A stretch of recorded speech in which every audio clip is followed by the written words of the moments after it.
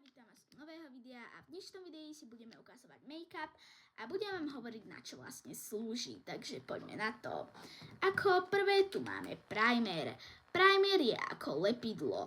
Keď si dáte na papier tyčinkové alebo tekuté lepidlo a potom na ňo dáte nejakú trblietku alebo niečo, trošku to tam zatlačíte, tak vám to tam bude držať. Takže primer je vlastne tiež nejak tak lepidlo, ale je to lepidlo na make-up. Takže si pred make-upom dáte primer a na primer si dáte make-up, tak vám make-up vlastne bude oveľa lepšie a oveľa dlhšie držať, ako keby ste si ten primer nedali. Takže ak idete do školy a chcete, aby vám ten make-up vydržal celú školu, tak vám primer naozaj odporúčam. Je dosť výhodný. Ja používam tento Bouncy Plump od Essence a tento Jelly Grip od Essence. Naozaj vám ich odporúčam, sú naozaj lepivé a my môžeme ísť ďalej. Ako ďalšie tu máme make-up. Make-up vám veľmi odporúčam, ak chcete mať bledšiu alebo tmavšiu pleť, ako máte.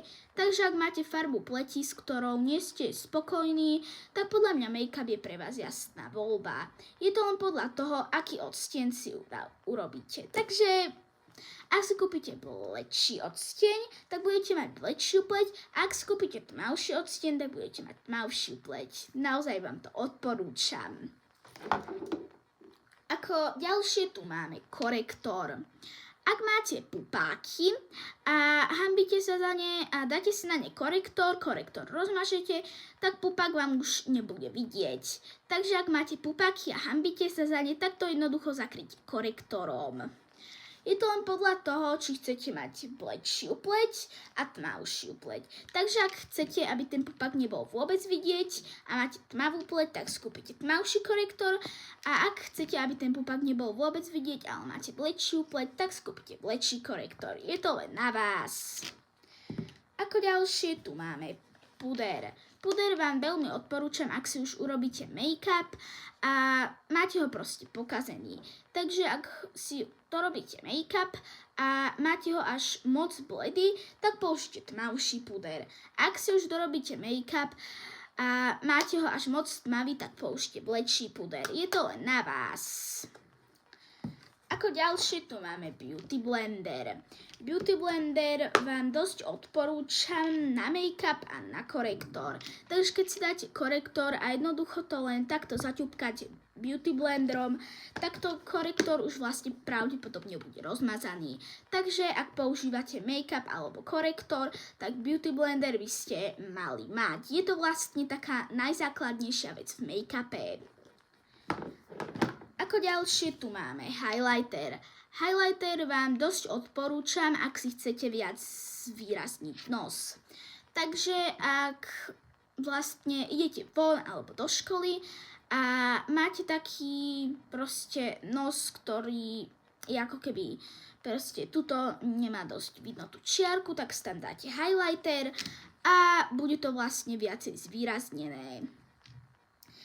Ako ďalšie tu máme rúž. Rúž vám dosť odporúčam, ak si chcete vlastne viac tmavšiť pleť.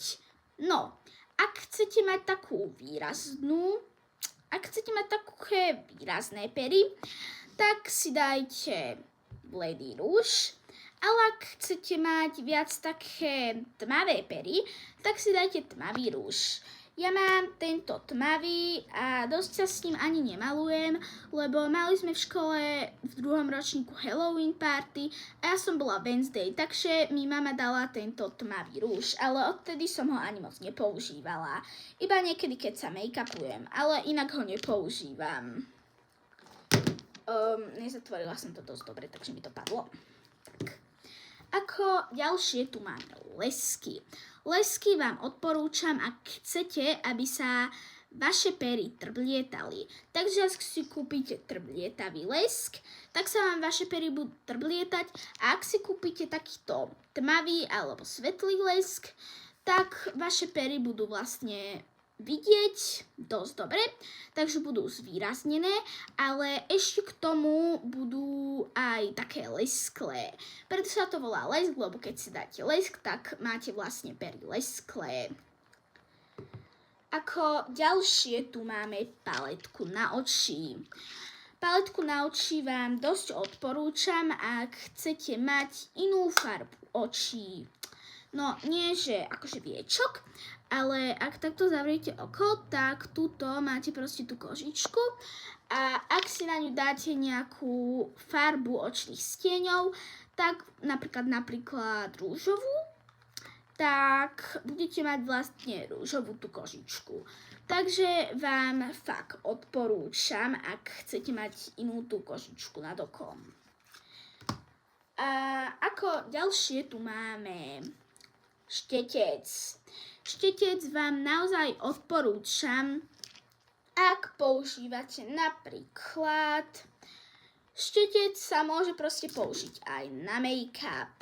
Takže make-up sa môže rozmazávať aj beauty blendrom, ale zároveň aj štetcom. Ja si ho rozmazávam beauty blendrom, pretože mi to proste beauty blendrom ide lepšie, ale na mojich prvých videách, ktoré som dávala na YouTube s make-upom, tak som si to rozmazávala týmto štetcom. Takže sú dva spôsoby. Buď si make-up budete rozmazávať beauty blendrom, alebo štetcom. Je to len na vás. Ako sa vám to lepšie robí, tak to robte. Ako ďalšie tu máme brown gel. Brown gel je na obočie. Ako to takto otvorím a môžete vidieť, že tu je takáto malá štetinka a ak si s tým takto vlastne začešem to obočie, tak ho budem mať načesané do tej strany, ako som to učesala. Takže ak máte strapaté alebo také tmavé obočie, tak si kúpte určite brown gel. A ako úplne posledné, tu mám voňavky. Voňavky vám určite odporúčam, ak ste spotení a vlastne smrdíte. Na to je jasné, že aj dezodorant, no nie dezodorant, ale deodorant. A ak vám ani deodorant nepomôže, tak určite použite voňavky. Ak mi nepomohol deodorant, tak ja som vždy použila voňavky a tie mi vždy pomohli. Najviac používam asi túto, ale veľmi rada používam aj túto. Ešte mám na chodbe jednu takú kvetinkovú, ktorá tiež naozaj veľmi dobre voní a tu používam asi veľmi najčastejšie. Ale ako druhú používam túto a ako tretiu asi túto. Takže ak zapáchate alebo môjim spôsobom smrdíte, tak si určite kúpte voňavky. No a toto bolo vlastne všetko na toto video, takže určite dajte like a odber pre part 2. Ahojte!